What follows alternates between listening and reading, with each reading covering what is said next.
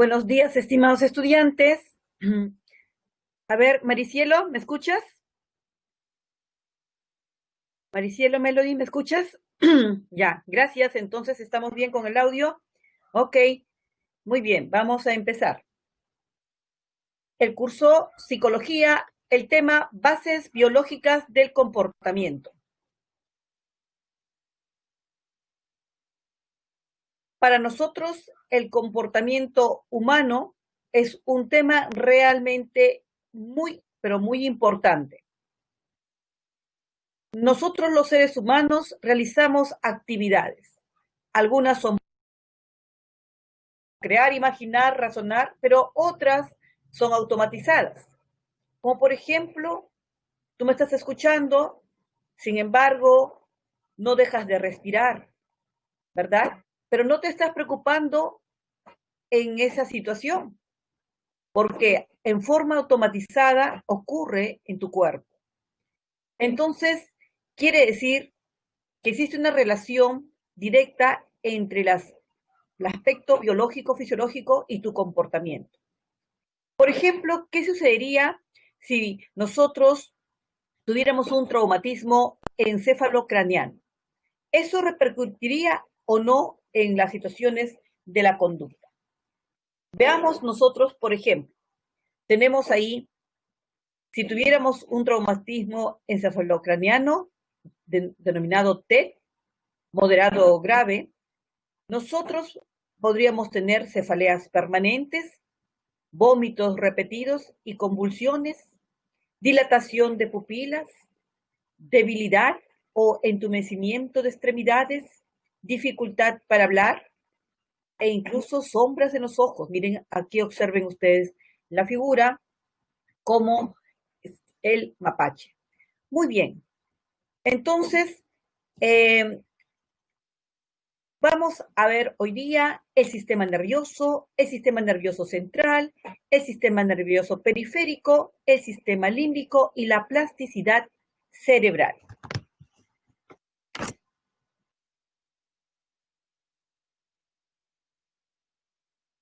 Muy bien.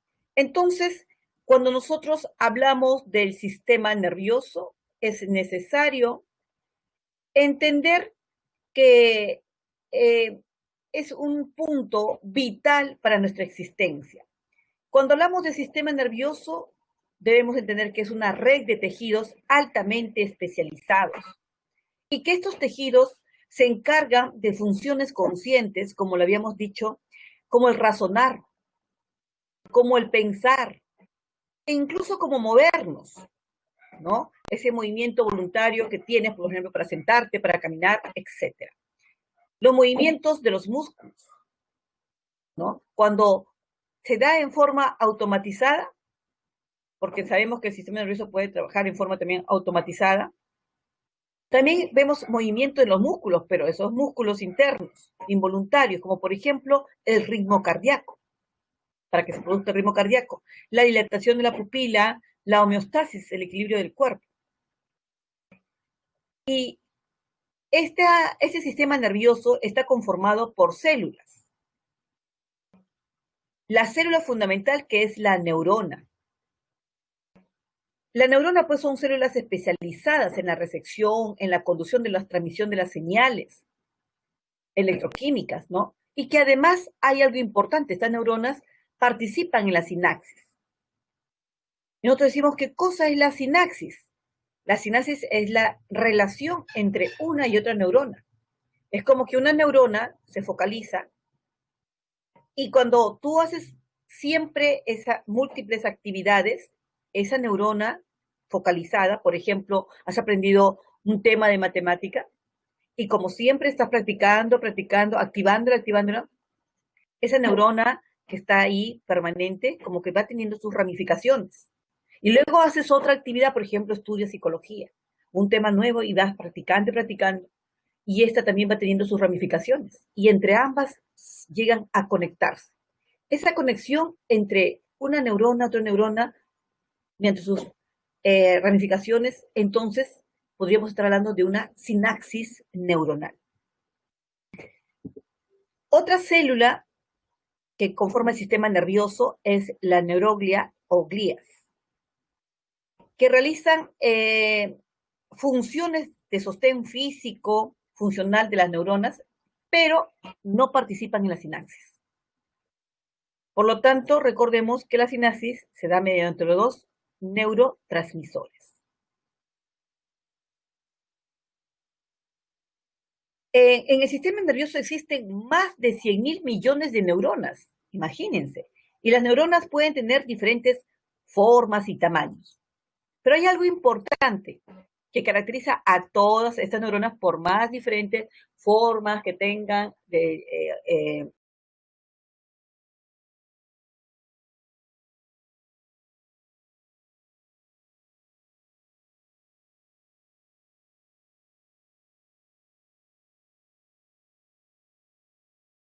o tamaño. La característica es que tienen soma o cuerpo. Observa aquí en la lámina soma. El soma, ¿correcto? Tienen, que también llamado cuerpo, tienen las dendritas, observa las dendritas, esas ramificaciones, las dendritas, y tienen el axón. Aquí observa axón, el axón, ¿no? Y aquí tenemos el axón terminal de botón. Muy bien. Entonces, habíamos dicho que las neuronas pueden tener diferentes clases, son diferentes clases, diferentes tamaños, diferentes formas, ¿no? Pero cuando se juntan, entonces estamos formando una sinapsis neuronal, cuando se interrelacionan unas con otras. Muy bien. Entonces, la estructura del sistema nervioso está subdividido de esta manera. El sistema nervioso, vamos a ver sus dos partes, el sistema nervioso central y el sistema nervioso periférico. En el sistema nervioso central vamos a ver el encéfalo, que se subdivide en cerebro, cerebelo y tronco encefálico. Y la médula espinal, ¿correcto? Pero hay algo importante que debemos saber del tronco encefálico, que a su vez se subdivide en el mesencéfalo, en la protuberancia y en el bulbo raquídeo. Muy bien. Y el otro sistema nervioso periférico, que se divide en somático, donde están los nervios, tanto los espinales como los craneales, y en el sistema nervioso periférico tenemos el sistema nervioso autónomo o vegetativo, donde vamos a encontrar su sistema simpático y parasimpático. Muy bien.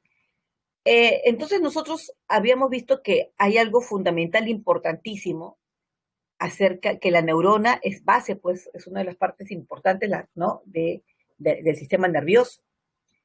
Y habíamos entendido que existen clases de neuronas. Dentro de estas clases de neuronas, según su función, vamos a encontrar tres.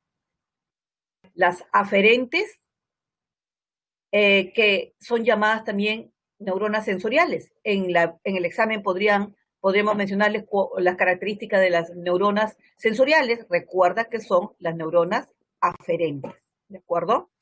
Y estas transmiten información del medio ambiente captada por los receptores sensoriales, ¿no? Hacia el sistema nervioso. Pero también tenemos otra clase de neurona que es la efectoras, en las cuales también son denominadas las neuronas motoras, que también puede venir en la evaluación sobre las características de las neuronas motoras. Recuerda que son las neuronas efectoras. Estas transmiten información del sistema nervioso a los diferentes órganos, músculos o glándulas también, ¿no? Por ejemplo, la del corazón, ¿no? Las glándulas endocrinas. Y por último tenemos que son las integradoras. Las interneuronas o neuronas de asociación son aquellas que comunican los sectores del mismo hemisferio, o incluso también de ambos hemisferios, pero relacionan funcionalmente, ¿no? Se relacionan funcionalmente al sistema nervioso central. Eso quiere decir, estimados alumnos, que hay millones de neuronas de asociación que forman el cuerpo calloso. Bien, entonces vamos a ver ahora el sistema nervioso central. El sistema nervioso central es importante porque, como lo habíamos mencionado anteriormente, tiene distintas funciones, funciones complejas, como por ejemplo el pensar, el imaginar, el planificar, hasta las respuestas automatizadas, como por ejemplo mantener un ritmo cardíaco y el equilibrio. Entonces, el encéfalo se encuentra dentro de la cavidad craneana, está dentro de la cavidad craneana. Y la médula espinal, que se aloja por el conducto raquídeo dentro de la columna vertebral. Ustedes pueden cogerse y van a poder sentir su columna vertebral, pero dentro de esa columna vertebral, que es como su casita que protege, está nada menos que la médula espinal. Muy bien. Y la médula espinal se aloja en el conducto raquídeo, dentro de la columna vertebral. Aquí podemos visualizar en el gráfico el encéfalo. Vemos el cerebro, podemos observar el cerebro, es una situación, esa parte voluminosa del encéfalo que pesa como 1.350 gramos en personas adultas. Y como ustedes pueden ver, tiene una textura rugosa, ¿verdad? Y también son como forma de giros y circunvoluciones. Pero si nosotros estiráramos al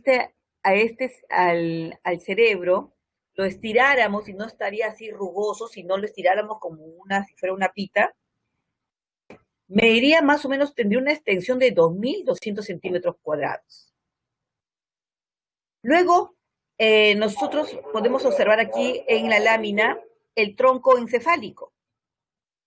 Y miren aquí el mesencéfalo. ¿Ven dónde está ubicado el mesencéfalo?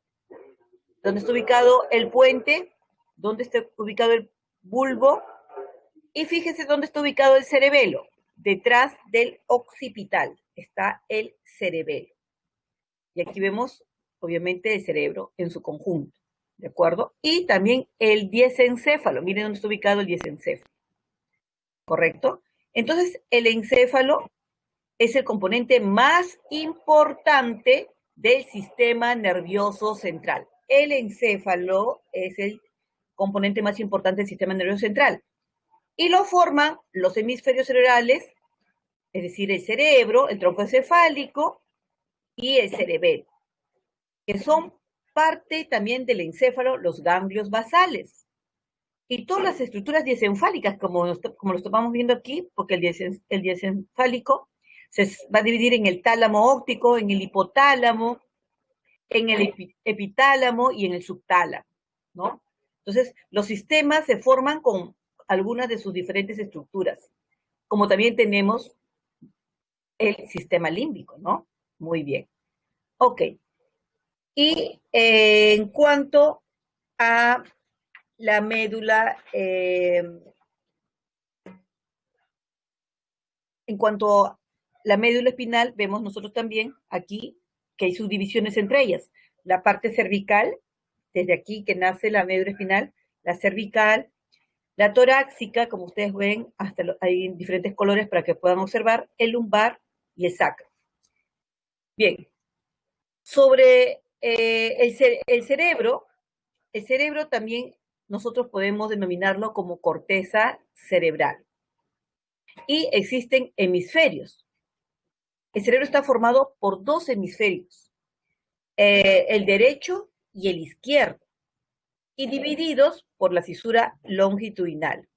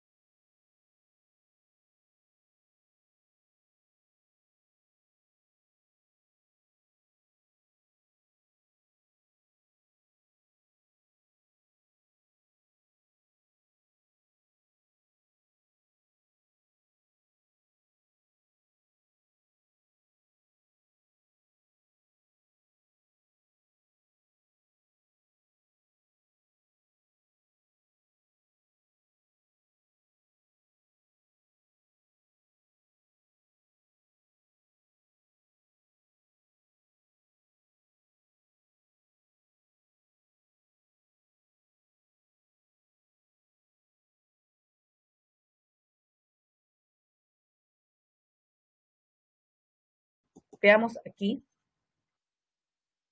Aquí tenemos el cerebro, como habíamos dicho. Su peso aproximado es de 1.350 gramos, la mujer 1.250 gramos aproximadamente. Tiene, la corteza cerebral está protegida por las meninges, tiene una textura rugosa, replegada en forma de circunvalaciones y giros y separados en surcos o cisuras. Y estamos diciendo que el cerebro está dividido por dos hemisferios, el hemisferio derecho y el hemisferio izquierdo, ¿no? Entonces, cada uno de estos hemisferios tiene sus respectivas funciones. Por ejemplo, el hemisferio cerebral derecho. Nos ubicamos en esta parte, la lámina está en rosado para diferenciar, solo para diferenciar. Entonces, el hemisferio derecho, nosotros vemos que tiene, nos permite procesar una información perceptiva en paralelo, es decir, varias imágenes a la vez. Por ejemplo, tú estás escuchando la clase, seguramente me estás percibiendo en la parte superior con la cámara web, pero al mismo tiempo estás viendo la imagen que está en el PPT. Entonces, gracias a quién se permite esa información perceptiva en forma paralela, gracias al hemisferio cerebral derecho, ¿no? Que permite tener varias imágenes a la vez, percibirlo. Pero también nos ayuda a interpretar imágenes, gestos, mímicas, incluso la prosodia y la pragmática del lenguaje. Este hemisferio nos permite tener la capacidad de entender sobre los sentidos de las metáforas, las interpretaciones de lo que soñamos, e incluso crear ideas, ¿no? Combinaciones de ideas. Está especializado en cuanto al pensamiento sintético. Y también algo interesante, nos permite la percepción tridimensional, ¿no? Por ejemplo, ¿a quién no le gusta ir al cine y ver las películas en 3D, ¿no? Tridimensional? Ah, muy bien.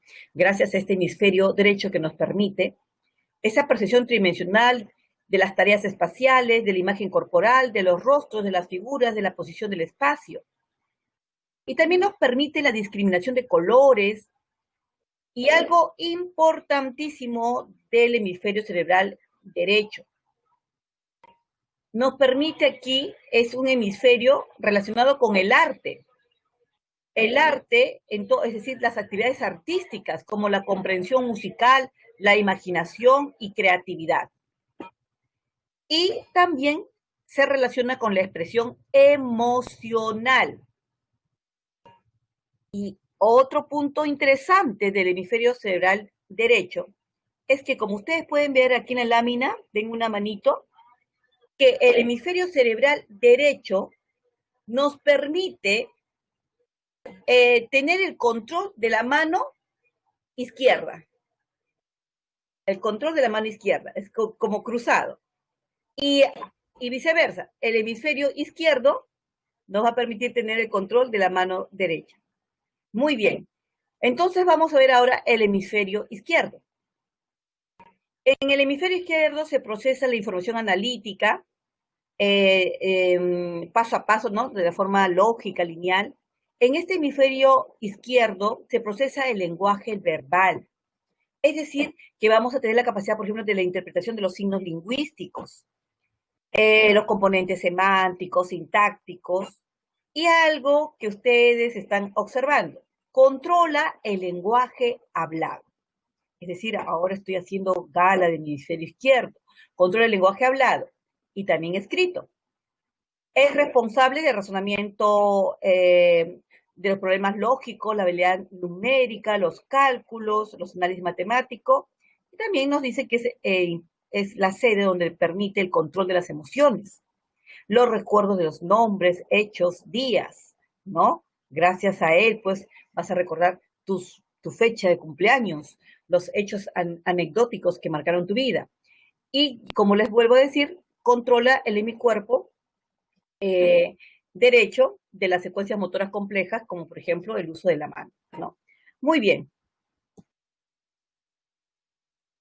En cuanto a los lóbulos, el cerebro tiene lóbulos y áreas corticales.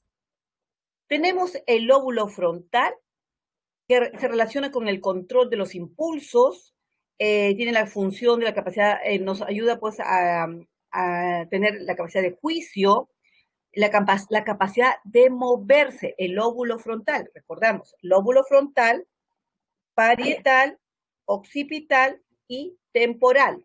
Estamos hablando del lóbulo frontal, que nos ayuda a elaborar el juicio, el control de los impulsos, a la capacidad de moverse, de razonar, a la resolución de los problemas y también importante al lenguaje, a las emociones. Aquí en el lóbulo frontal, como pueden ver,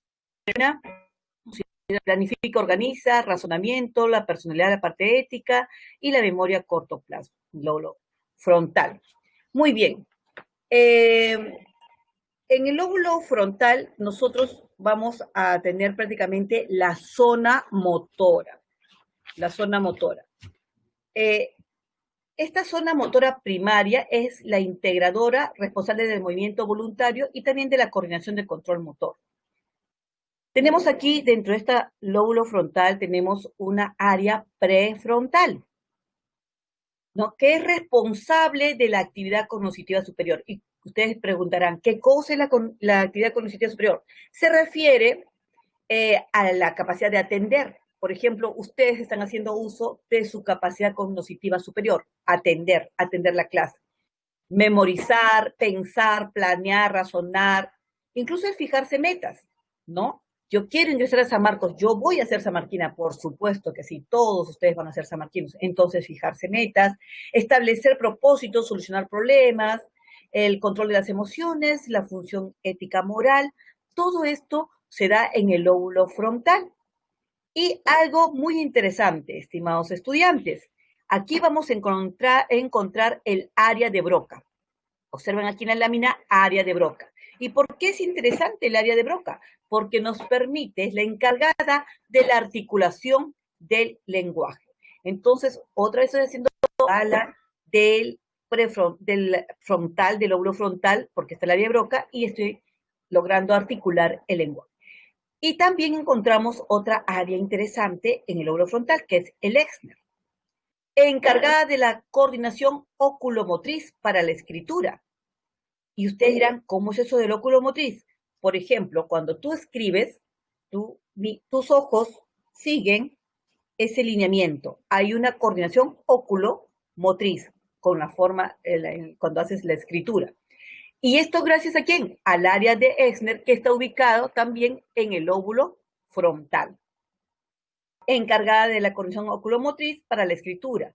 Eso implica que si hubiera una lesión, un golpe fatal aquí en mi lóbulo frontal, hubiera alguna lesión, puede imposibilitar que la persona pueda llegar a escribir correctamente. Ahora se dan cuenta cómo la parte biológica está relacionada con el comportamiento.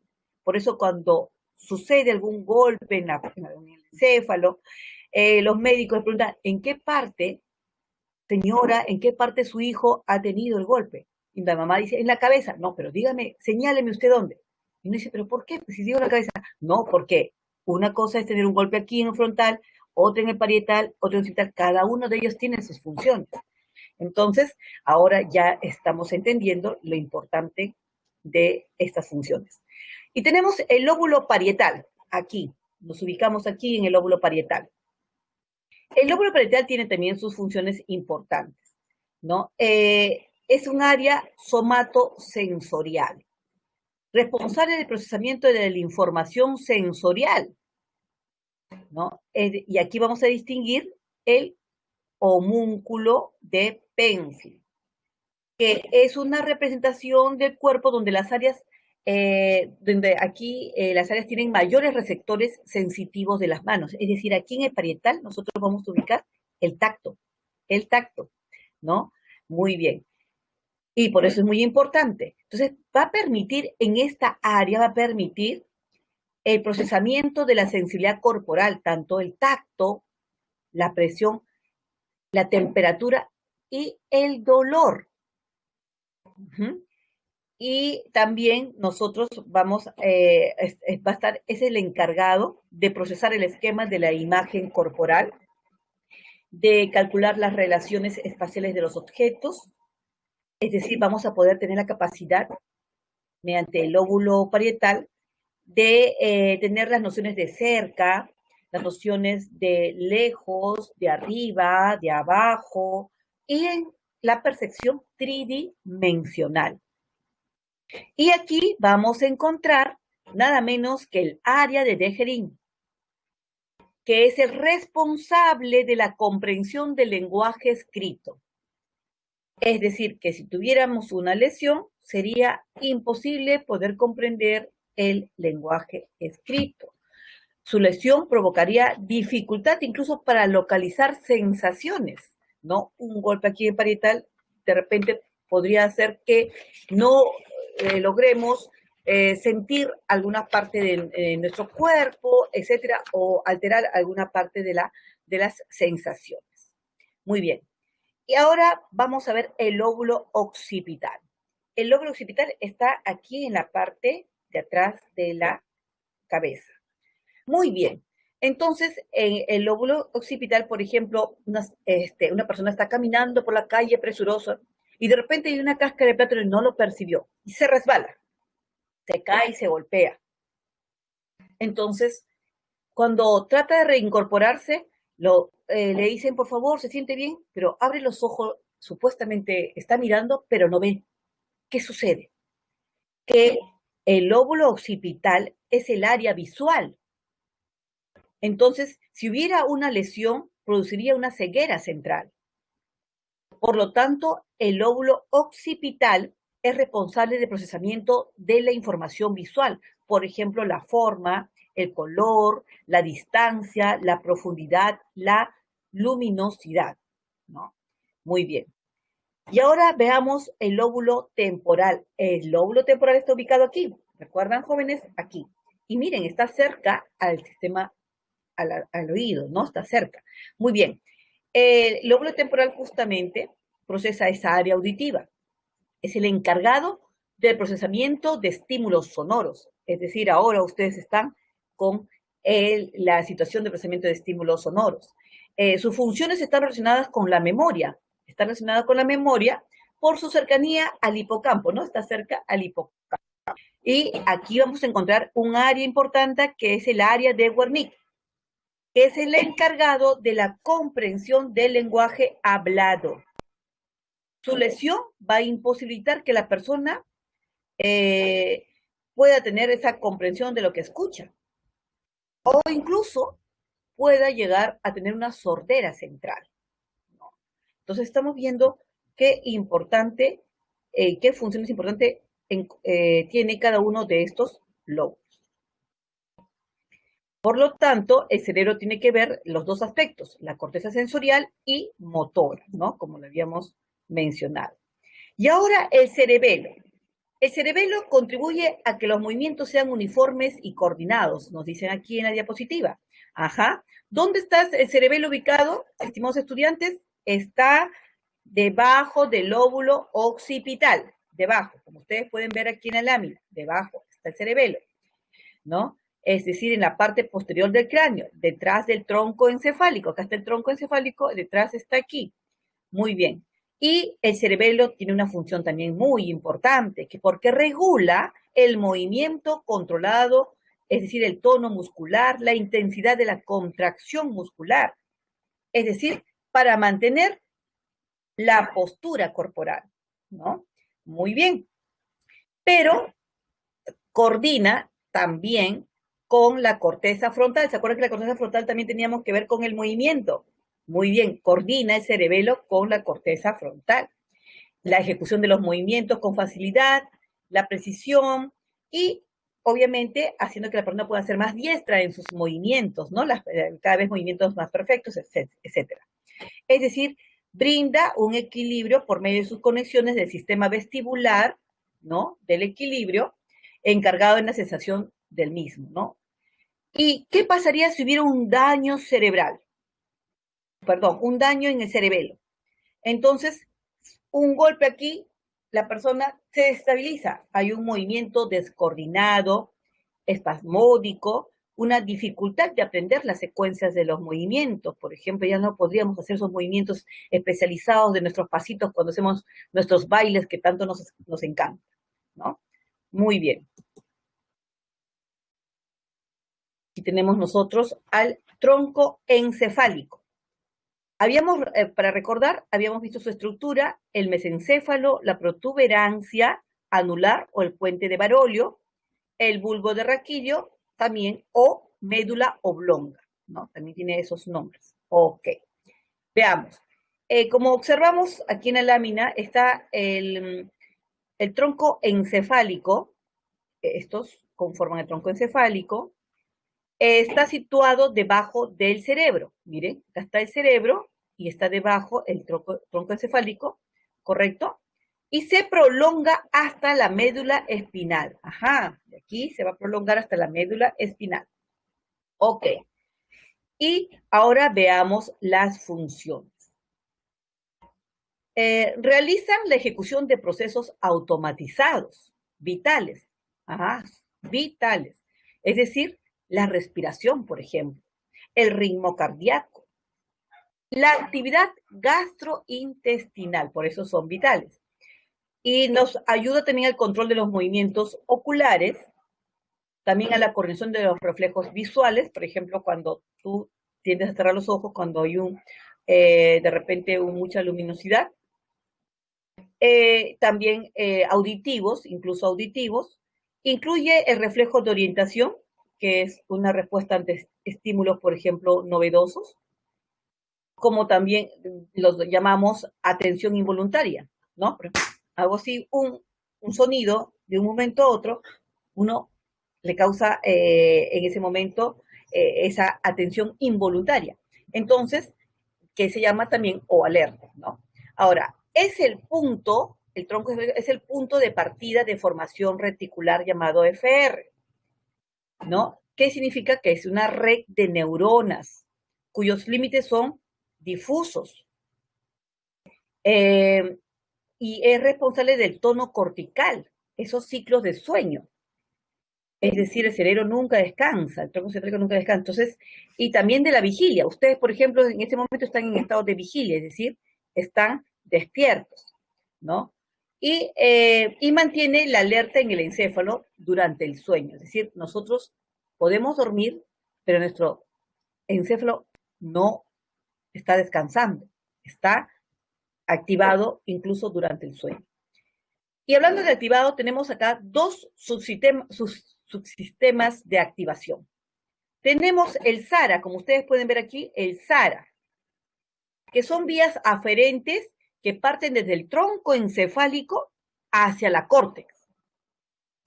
Y tiene una función importante de aumentar el tono cortical, aumenta el tono cortical y despertar al individuo. Por ejemplo, estamos ahorita en SARA, estamos despiertos. Ay, muy bien. Y la disminución del tono cortical produce somnolencia y estupor, ¿no? Si es que hubiera una disminución. Ahora también tenemos el sistema reticular descendente, SRD, sistema reticular descendente.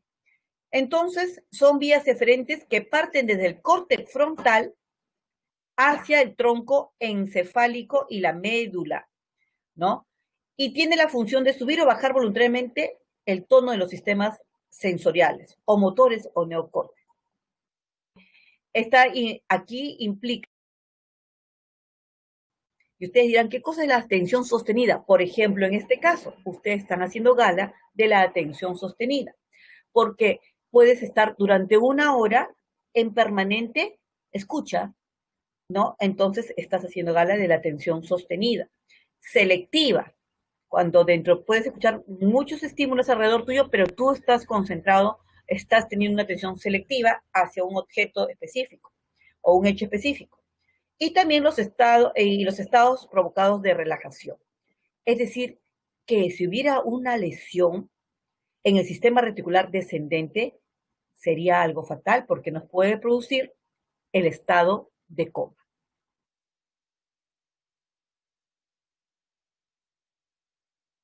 Ahora vamos a hablar acerca del sistema nervioso periférico.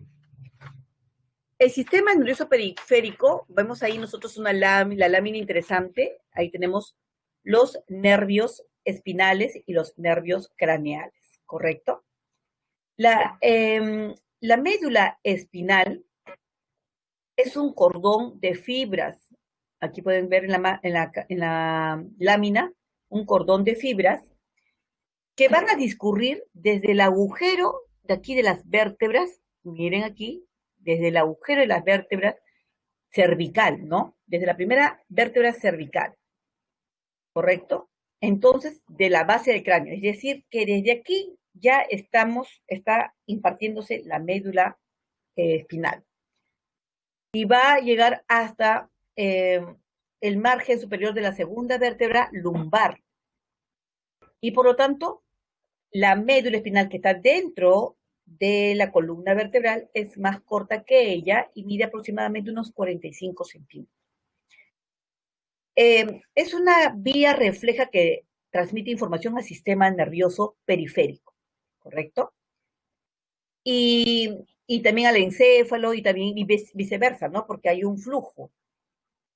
En la médula espinal se halla un organismo en que la médula espinal haya sido desconectada del encéfalo. Imagínense, si es que lo desconectamos del encéfalo, que es la parte importante del sistema nervioso, sería una situación fatal, ¿no? No sentirían los estímulos, por ejemplo, dolorosos, no realizaría movimientos conscientes. Entonces, el sistema biológico, que son importantes, por ejemplo, en este aspecto del sistema nervioso periférico, tenemos los subsistemas, el simpático y el parasimpático. Por eso, gracias a esta relación que existe, nosotros podemos comer, desechar excretas, etcétera, ¿no? Entonces, la parálisis del cuerpo va a depender de la ubicación del daño en la médula. Por ejemplo, un golpe en la cervical, un golpe en el lumbar. Entonces, por eso que también los médicos nos preguntan, ¿usted tiene un golpe, una caída? ¿En qué parte de la columna se ha golpeado? No se queda pensando, ¿pero por qué? Porque cada una de ellas tiene sus respectivas funciones. Por ejemplo, la parálisis del cuerpo depende de la ubicación del daño, de tal manera que si es que nos produciría un golpe aquí en la altura del cuello, produciría una tetraplegia, una cuadriplegia.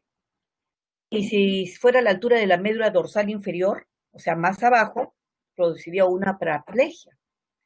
Entonces, por eso es importante saber el funcionamiento de la médula espinal, ¿no? Muy bien.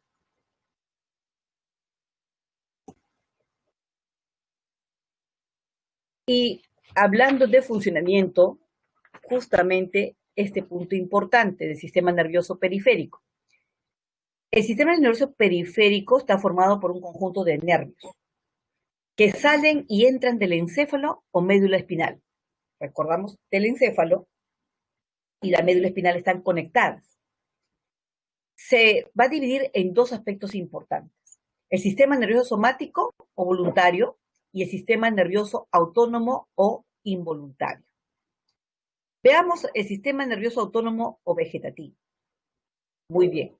Entonces, aquí, en el sistema nervioso somático o voluntario, en la primera parte, nosotros vamos a ver, como su nombre lo dice, sistema nervioso somático voluntario, es decir, que controla movimientos voluntarios, como por ejemplo, cuando ustedes dicen, vamos a tomarnos una foto, todos posan para la foto, y alguien dice, pero sonrían. Uno sonríe cuando algo te causa gracia. Sin embargo, tú tienes la capacidad de poder mover los músculos de la cara. ¿Gracias a quién? Al sistema nervioso somático voluntario, que te permite movilizar los músculos de la cara y también esqueléticos. Está compuesto por 12 pares craneales de 31 pares de nervios espinales, con sus respectivas ramificaciones.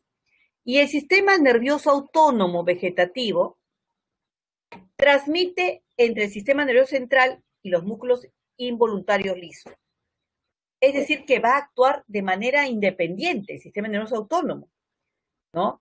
va a controlar la automática de los órganos de las glándulas internas y va a intervenir en la emisión de respuestas vegetativas, como por ejemplo que está conformado por dos ramas interesantes, simpática y parasimpática. Por ejemplo, ahora nosotros estamos atravesando un momento muy difícil del COVID-19, en donde nos han dicho que obligatoriamente debemos mantener distancia con las personas, principalmente cuando salimos a hacer compras. Entonces, imagínate que estás caminando por la calle o te vas al mercado y por ahí alguien se tropieza y tú ves que esa persona está cayendo encima tuyo. Y tú dices, por Dios, tengo que mantener distancia. En ese momento recuerdas el virus y te pones pálido. Se te dilata la pupila, se te salen los ojos, se dilata la pupila. Te inhibe la saliva, no puedes pasar la saliva. Se relajan los bronquios, que no puedes ni respirar del susto, ¿no? Que la persona está cayendo encima tuyo. Se acelera tu impulso, tu ritmo cardíaco. Se inhibe la actividad digestiva, por eso como que sientes que se te quiere regresar algo. Entonces, eso incluso hay personas que se ponen tan, pero tan tensas, que como se activa el sistema simpático y termina visionando. Eso se produce por el sistema simpático. Por eso que es llamado generalmente un excitador, porque activa el organismo para utilizar una energía en una situación de lucha, de huida, ¿no?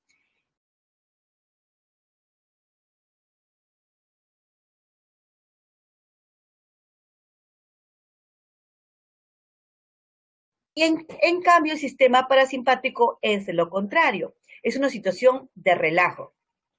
Por ejemplo, ese relajo, cuando tú te enteres, pues ya tu sueño se cumplió y encuentres tu nombre al costado del resultado del examen de admisión y diga ahí, Harold Guerra alcanzó vacante. Entonces se van a sentir felices, ¿no? Jordan alcanzó vacante, Giancarlo alcanzó vacante. Entonces, ingresaste a San Marcos. Cada uno de ustedes ingresaron a San Marcos. Muy bien. Entonces, tu sistema parasimpático va a estar, digamos, activo. ¿Qué significa? Generalmente es relajante, ya estás contento, echado en tu mueble, todos te van a engreír, oh, San Marquino. Entonces, tú vas a ver que se contrae la pupila, hay una buena salivación, tu ritmo cardíaco está lento, tranquilo, hay buena respiración. ¿Por qué? Porque se activó el sistema parasimpático, que es relajante, reconstituye energía, es propia del estado de reposo y obviamente funciona en sentido contrario a lo que es el sistema sin. Muy bien. Ok. Y aquí tenemos el sistema límbico, importantísimo, también conocido como la sede de las emociones. Está formado por un conjunto de estructuras y núcleos como el hipotálamo, está formado por la amígdala cerebral, el hipocampo y el tálamo, ¿correcto? Muy bien. ¿Cuáles son sus funciones? Está relacionado con las conductas motivadas del sistema límbico, por eso es conocido como las sedes de las emociones, el aprendizaje, los procesos de la memoria. Y se encuentra también en constante interacción con la corteza cerebral, controlando funciones como apetito, sueño, temperatura, la motivación sexual, la agresión, el miedo, la docilidad. Entonces, este sistema límbico se comunica con las áreas del lóbulo frontal, ¿no? Y va a posibilitar estrategias de autorregulación y control emocional. Importantísima función del sistema límbico. El hipocampo, por ejemplo, participa en la formación de la memoria a corto plazo, de largo plazo y también la memoria espacial. Las funciones del sistema nervioso vegetativo, simpático y parasimpático que lo acabamos de ver, y del sistema también endocrino, ¿correcto? Y está compuesto por varios núcleos que regulan procesos fisiológicos automáticos como el equilibrio interno del cuerpo, la homeostasis, el ritmo cardíaco. Y también regula, importante, las motivaciones básicas como el hambre, la sed, la regulación, la temperatura, la conducta sexual y la excitación emocional, ¿correcto? Ok. Y ahora vamos a ver aquí qué entendemos por la plasticidad cerebral. El cerebro realmente es un órgano de una plasticidad fascinante, ¿no? ¿Por qué? Porque es capaz de dedicar áreas no usadas por falta de un sentido a procesar la información de otros. Por ejemplo, en el caso de que exista una deficiencia como la sordera, los axones que habían llegado del nervio visual no encuentran competencia normal de ese nervio, del nervio auditivo, y sus conexiones se hacen fuertes. Es decir, hay una situación como una ley de la compensación. Por ejemplo, nos dice ahí, la capacidad del sistema nervioso de asumir una reestructuración funcional de sus redes neurales a lo largo de su vida. La experiencia y el aprendizaje modifican y posibilitan nuevas conexiones sinápticas, permitiendo que algunas zonas neurológicas asuman total o parcialmente funciones de zonas dañadas. Por eso a veces cuando vamos por la calle vemos personas que de repente son invidentes, no pueden ver, sin embargo están tocando un órgano, un piano, y lo hacen excelente. Y uno dice, pero si yo viendo no puedo diferenciar a veces las teclas, saber cuál es la que va a producir tal sonido, do, si, fa, y ellos sí, porque hay una capacidad no sobreestimulada de esa plasticidad cerebral de una ley de la compensación. Muy bien. Y hablando de eso, vamos a entrar a lo que más le gusta a ustedes, la adrenalina. ¿Ok? Nuestros ejercicios. Veamos ahí, ejercicio número 1, chicos. A ver, todos contentos y felices porque eso es lo que nos gusta y nos produce adrenalina, ¿verdad? Vamos a ver nuestro ejercicio número 1. ¿Y qué nos dice el ejercicio número 1? Nos dice, Roxana es rápida para darse cuenta, perdón, para darse cuenta cuando a un gráfico le faltan detalles o tiene elementos mal ubicados, tiene elementos mal ubicados, por lo que siempre aventaja a sus compañeros en el curso de dibujo técnico. Considerando la participación de los hemisferios cerebrales, señale lo correcto.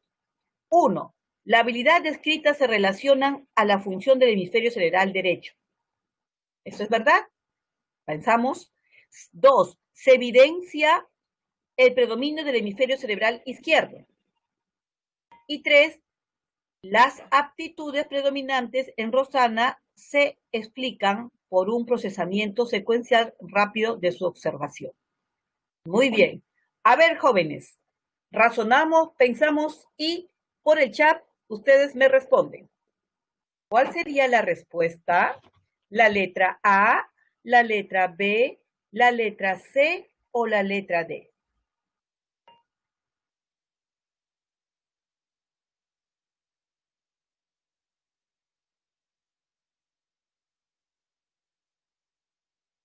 A ver, en este caso, el hemisferio cerebral derecho, recordemos, está especializado en la percepción global y no analiza la información. El pensamiento sintético permite la percepción tridimensional, el desarrollo de tareas espaciales, es decir, imagen corporal, reconocimiento de rostros, figuras, posición en el espacio, discriminación de colores, actividades artísticas, comprensión. Por lo tanto, nuestra respuesta sería la letra A, solo 1, ¿no es cierto? Muy bien. Luego tenemos otro ejercicio importante. Vamos a ver el siguiente ejercicio. Señale el valor de verdad o falsedad a los lóbulos, en relación a los lóbulos cerebrales. Tenemos, cuando Jaime trata de reproducir una coreografía por primera vez, necesita su lóbulo frontal para elaborar la secuencia de movimientos correctos. 2. Los hemisferios cerebrales permiten un funcionamiento cerebral eficaz por la integración de sus funciones de manera bilateral. 3. Las neuronas bastan, dice, por sí misma Para la sinapsis y de acuerdo a su función, solo existen dos tipos de neuronas. Tenemos alternativa A, las tres son verdaderas, la B, verdadero, verdadero, verdadero, falso, y la C, falso, verdadero, falso, y la D, falso, falso, verdadero. Muy bien. Vamos a solucionar este problema. Ok, tenemos ahí la 1. Cuando Jaime trata de reproducir una coreografía por primera vez, necesita su lóbulo frontal para elaborar la secuencia de movimientos correcta. Esto es verdadero dado que se trata de movimientos complejos, lo cual necesita de la dirección del lóbulo frontal. 2. Que la existencia de lóbulos corticales en ambos hemisferios cerebrales permite una función cerebral más eficaz integrado a las funciones de manera bilateral. Debido al cuerpo calloso, esto también es verdadero. Y 3. Las neuronas se bastan por sí mismas para la sinapsis y de acuerdo a su función solo existen dos tipos de neuronas. Esto es falso, porque existen tres tipos de neuronas. Las aferentes, las efectoras y las integradoras. Por lo tanto, la respuesta es la letra B.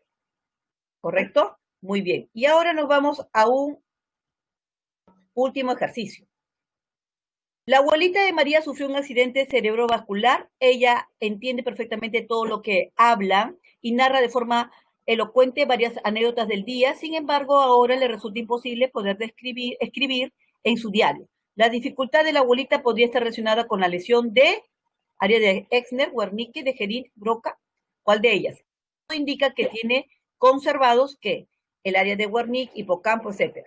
Muy bien. La respuesta en este caso es la letra A, ¿no es cierto? La letra A. Muy bien, chicos. Y ahora sí, les voy a pedir, por favor, que me apoyen para la encuesta. ¿De acuerdo? La encuesta del día.